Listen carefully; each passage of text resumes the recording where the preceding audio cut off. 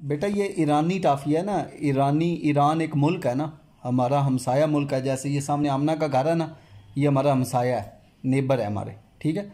ऐसे हमारा जो हमारी कंट्री है ना, हमारा मुल्क, उसके भी इर्द गिर्द ममालिक है ना, ठीक है। जैसे ईरान है, चाइना है, इंडिया है, ये सारे हमारे हमसाया मुल्क हैं, ठीक है। तो उनसे चीज़ें आती हैं, ये इस तरह ईरान से आती हैं, इंडिया से भी चीज़ें आती हैं। इंडिया इंडिया से कहाँ से आती हैं? इंडिया इतने गंदे में, जन्नत से निकल जाए, मैं कश्मीर से निकल जाए, मैं घर से निकल जाए, एक दूसरे को गोलियां मारते रहते हैं। किसको गोलियां मारी हैं? कश्मीरी को। कश्मीरियों को? आपको कैसे पता चला? हमें ऐप से पता चला, हम टीवी में देखते थे।